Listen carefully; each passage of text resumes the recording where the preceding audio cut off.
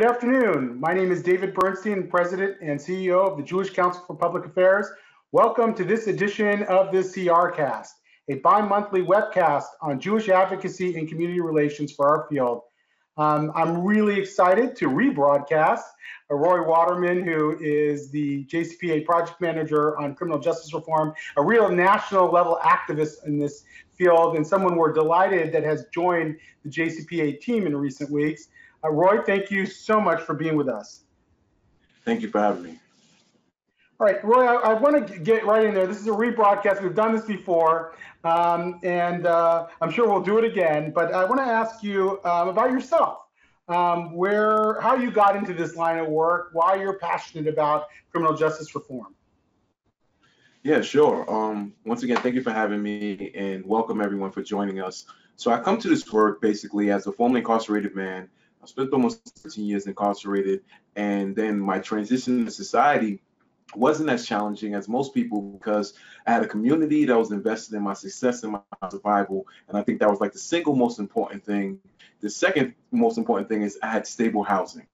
You know, most of the men and women who are being released from jail and prison don't have those two fundamental things. So it makes it very difficult to transition back into society. So I've been home going on 10 years. And I co-founded a nonprofit years ago. We taught transferable skills and trained formerly incarcerated young people ages 18 to 25 around culinary arts, hospitality, money management, accounting, as well as honed in on their social and emotional learning. I believe that skill development or lack thereof is one of the fundamental reasons of why people are being intercepted by the system in the first place. So that is why I do what I do. I do what I do because I'm impacted. But two, I never forget the faces that are etched in my head of all the faces I left behind, the countless men as well as women who were trapped in the system, roughly around 2.3 billion now, who are being impacted by the system, and 70 million Americans that are walking around with a criminal record. It's completely an atrocity, and we as a Jewish community need to step up and step up to the task and address these issues. Right. So so you're now stealing my thunder. I was just about to ask you, describe, and you started to do it here. Describe the problem of mass incarceration, the extent of it, and the scope of it. Yeah, I mean you know, we live in a numbers-driven society.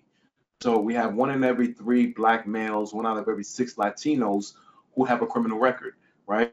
And like as I said before, there's roughly around 70 million Americans who are walking around every day with a criminal record, which is a little more than 1/3 of the population, right, in this country.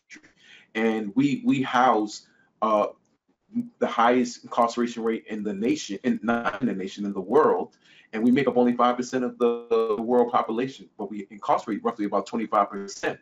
So now these issues are based off core values of just people, or for Judaism, or for like any sort of religious faith base, any sort of belief. You know that we believe in treating people fairly, we believe in humanity, we believe in redemption, we believe in restoration, and these are some of the reasons why this issue of mass incarceration needs to get addressed. It is a machine that continues to swallow up humans, and it cages grown people, and as well as children as well. So we need to address that. Women are the fastest growing demographic of incarceration.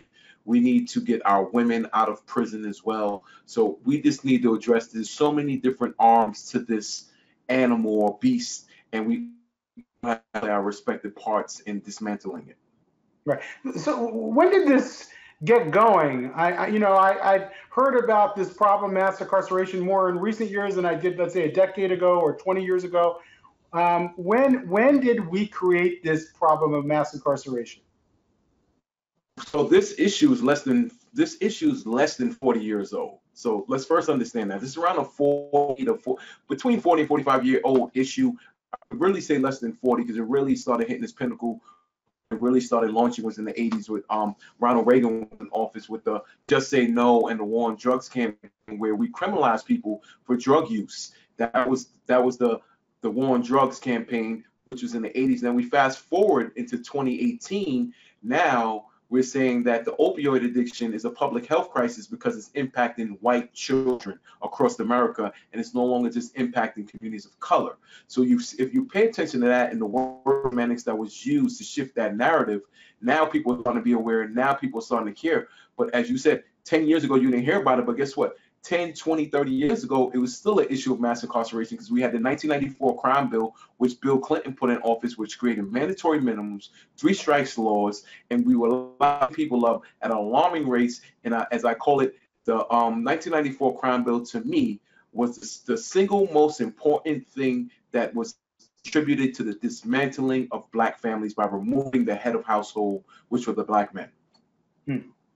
So you've talked about the problem, and I know we could go on and on because there's all kinds of dimensions to this problem, and you'll talk more about that. What are some of the solutions at the national, state, and local levels? How do we fix this problem that we've created? Yeah, so as you know, JCPA, we're a national organization, so we're in a zoomed out lens. We're doing a lot of federal policy and legislation around the Sentencing Correction Reform Act, which we believe that sentencing reform needs to go to any bill that addresses prison, any sort of prison reform, any sort of reform at all. You have to address the fundamental issues of how long people are going to prison for, just period. That's one thing. Now, on a local level, because we are the umbrella of 125 local JCRCs, on a local level, we have to realize that most people who are in prisons are in state prisons. They're not in federal prisons. So they're roughly around 1.8, 1.5, 1.9 million people that are in state prisons. Now, in order for us to address that issue, we can change all the federal law, but we're only addressing 400,000 or 500,000 people tops, 400,000 people tops.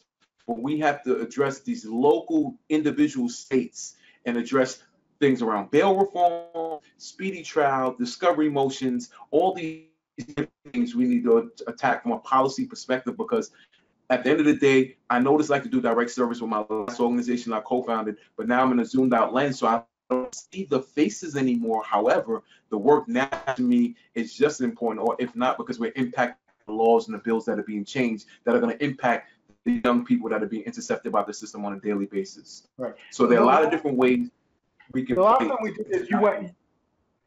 did this, you actually talked a little bit about bail reform and what the bail issue is. Can you just explain that for a second? Yeah. So it's a national movement right now to end cash bail. We right now we have a project right now that I'm actively involved with, and as well as fundraising for. Where I've identified 5 different cities to get the Jewish communities. I call it JBR with acronyms because we're a Jewish organization. We're big on acronyms. So JBR is Jews for Bail Reform.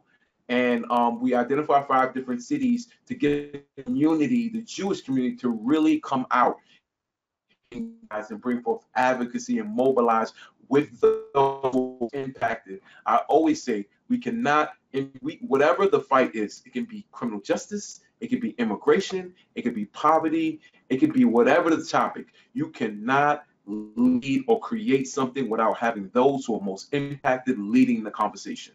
Right. But what is the bail reform issue? What's wrong with our bail system? The bail behavior for when you're a person of, and when you're not a person of color, it basically doesn't impact you one way or the other. So basically, the bail system is created to keep you accountable so that you can return back to court.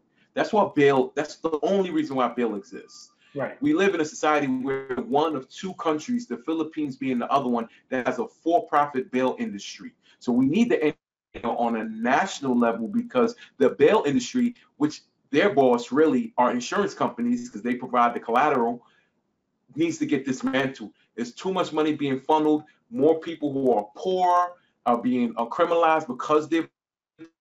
And as Brian Stevenson quoted, it's better to be rich, white, and guilty in this country than to be poor, black, and innocent. We need to address these issues. We need to abolish pre-trial detention. There's certain things that exist right now where it's so much stronger for you to make a case when you are fighting your case from home or working or being there for your children than it is for you to be locked up in a cage. Okay. I'm going to be taking questions, and feel free, anybody, to send me a question. I already have one from Virginia Spatz. She's asking if there are Jewish organizations, congregations, and others already active in bail reform or sentencing reform. She hasn't heard about any at this point. Well, there are a couple. So there are some Jewish organizations that are doing work on a state and national level. We're engaged with this, as you say, I'm new to this role, so we're looking to be involved with it nationally and locally. And there are several different organizations from the Jew, not a ton of organizations. So let's first establish that there aren't a ton of organizations that are doing this work from a Jewish community perspective. I mean, actively involved with criminal justice. I don't mean like, oh, it's criminal justice is a byproduct of the work they're doing, meaning, oh, we're addressing immigration, but immigration detention, so we have to deal with criminal justice. I mean, we are an organization that is solely focused on, we're a policy organization, but my role is solely focused on criminal justice reform, and that is what I do. Excellent. So JCPA right. One more policy distinction. You talked about how it's very important to have sentencing reform linked to other aspects like prison reform. What is prison reform, and what's the difference between that and sentencing reform? So there's a bill that was proposed and nothing has moved yet. The administration is like for some sort of reform, and there was a bill that was being pushed around prison reform, which was slated to release a couple of thousand of people. However, without sentencing reform, we can't really have the collateral impact that we need to drastically change the system. We can't just say, oh, because you're a well-behaved person in prison, now we get to give you time off of every year that you spent in prison. No, how about we address that the fact that the person had been in prison for 15, 20, 30 years, and they shouldn't have been in prison that long in the first place.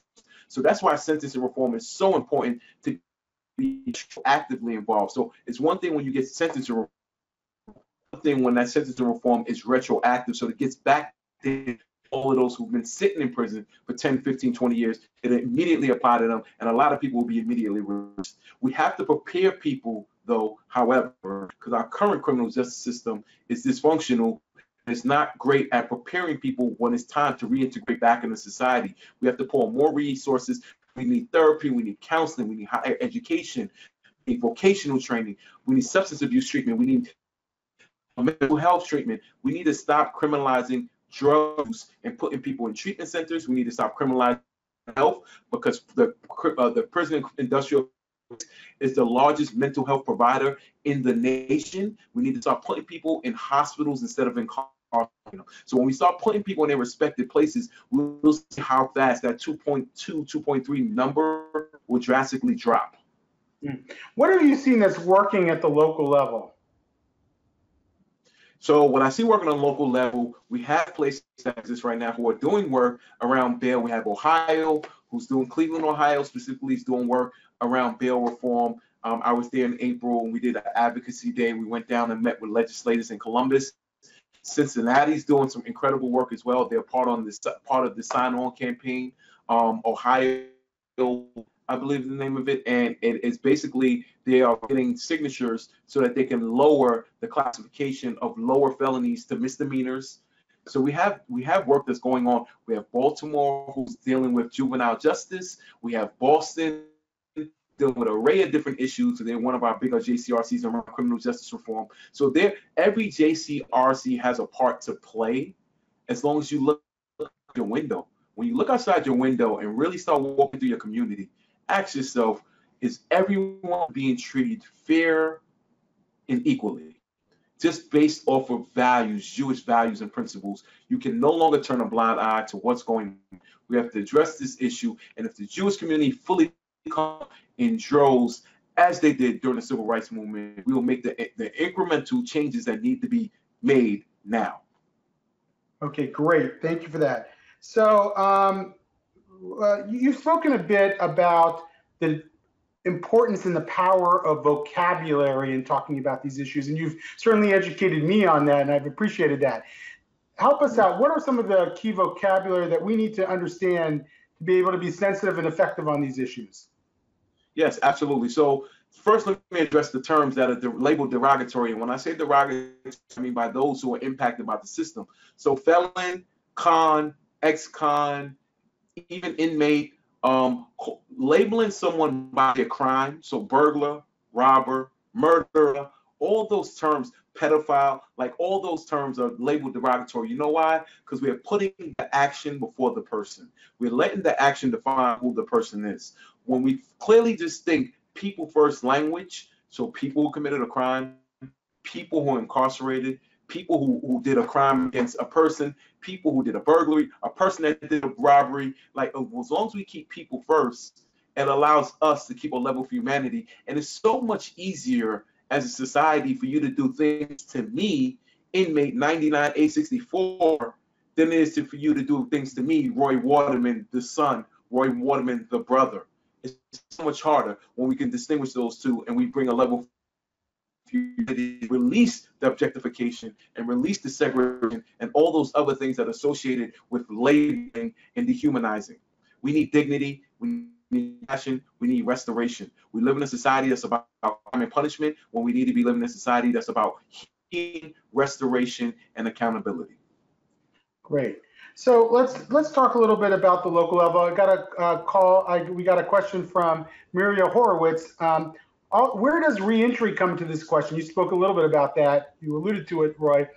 Is bail reform tied up with this? How do we organize to help for reentry and reentry programs? Yeah, so the way you should look at being involved in the criminal justice system should be in three different buckets. So you have the first bucket, which is pre-incarceration. So you have the school of prison pipeline, you have like issues of poverty, you have issues of lack of employment opportunities, which ultimately lead to incarceration. But also before that, we have pretrial detention, we have discovery motions, speedy trial, cash bail. That's all the first bucket. The second bucket consists of prison conditions. So when people are actually in the system, how are they treated? How are they paid? What kind of services they're receiving while they're there, what kind of vocational training they're receiving, what kind of education training they're receiving, and also how they're being prepared for once they're released. Prison right now in my country consists of warehousing your body for 5, 10, 15 years, and then just releasing you to society. We need to get to the place, which is the third bucket, but before the third bucket is preparing people in the proper way. I believe in the 5 Ps. The 5 Ps stand for proper preparation prevents poor performance. Proper preparation prevents poor performance. Our prison systems are not preparing us properly. So ultimately, the performance when people are released is poor and they're being sent back to prison. The third, it has everything to do with reentry. So now when you're coming home now, what are the services? Parole, probation, whatever the supervised release you're dealing with. Also understand, David, that most people who are we see the numbers of the first 3 years is the highest, which is about 70-something% of someone being intercepted by the system, meaning being rearrested. And what people don't realize is it's not the fact that they're being rearrested because they committed a new crime. They're being rearrested because of a parole violation, which is not a crime. So parole violation could be staying out past your curfew, driving a car without telling your parole officer, having conversations or being in close proximity with other people who have felonies, getting pulled over by police and not telling your parole officer. None of those things are laws, but people are going back and forth to jail, into prison because of those laws. So that's the second bucket, which is employment, housing. We have over 47,000 collateral consequences once you have a felony conviction. I have 3 felony convictions on my record. So no matter how much incredible work I might do, I still can't get into public housing. Go figure. So another question from Virginia Spatz. She says that in her experience of 30 years in the District of Columbia, synagogues are not in the communities in a way that put them in touch with Black communities and those affected by this. Brian Stevenson says we have to get proximate. How do Jews who perhaps haven't been in these issues, haven't been exposed to them, aren't exposed to communities of color in a way that allow them to easily form coalitions, how do they engage effectively? Have conversations, David. Like, I think that a lot of times the Jewish community has a hard time approaching communities of color because they might, whatever their impression or implicit bias might be, based off of what they think of people. But you don't start anything without having conversation. That's the fundamental essence of any sort of progress, is you have to have discussion. You can't make an assumption that this community does not want to speak to you because you don't have the same skin color. No. That's not how it works. You create dialogue. You create that by having conversations. Like as I said before, the Jewish community, we're known as an organization, JCPA, that has a lot of interfaith connections. We are a faith-based organization. This is a faith-based community. So now, how do you interact with communities of color? You reach out to other faith-based communities. You reach out to pastors and bishops in Black communities, right? And engage and start having dialogue. And that's how you create interfaith coalitions and engagement. You can't just think you're going to sit over here and we want to help, but we just don't know how to. You have to help by actually making a conscious decision that you are going to do something. You are going to speak up. It's how hard is it for you to come out to a rally? How hard is it for you to come out to a protest? When the Jewish community really starts coming out in numbers, support issues that impact communities of color, especially around incarceration, you'll see how much our relationships will change and how much greater it will be, because we have so many similarities, way more similarities than we have differences. The Jewish community knows what it's like to be segregated against, discriminated against, use separate bathrooms, separate restaurants, all the things we've experienced during Jim Crow and convict lease. The Jewish community knows, they can identify with us. So the question is, why are we not working together to end this atrocity that currently exists in our criminal injustice system? Just one more sentence on who our coalition partners might be at the national and local levels. Yeah, so we're a coalition with the RAC, with the Leadership Conference. So we're in with the ADL, Anti-Defamation League. So we have a lot of like thought partners, as well as big organizations, as well as we're working on having more impactful relationships with the Urban League, the National Urban League, as well as the ADL. And I said ADL already. I meant the ACLU. So we have a lot of connections, but it's all about not just about the connections. And as I often like to say, David, we're not doing this for cameras. We're not doing this for photo ops. This is about human lives. This is about people who are being hurt, people who are dying, and we need to step up. We, meaning the community, needs to step up and do something. We can no longer allow this to continue to happen. Everyone has the power of being their own media source or outlet because of these things. We all have them. So now the only difference is we're seeing the recordings, but 40 years ago, the same thing was happening. So now the question is, are you going to continue to be hurt or disgusted about what you see on the news, or are you going to step up and do something about what's going on to communities of color? Great. Thank you so much, Roy. This has been very instructive. I think we actually broke some new ground here since our last time doing it. So it wasn't exactly a rebroadcast. It was a second broadcast, and I'm glad we did it. And I'm glad for all the questions that we got that helped bring out some new information. And Roy, thanks again for all the work you do, your passion, which is evident to anybody who's watching. We really appreciate all our viewers who are interested in this topic, and we look forward to doing more on it in the days ahead.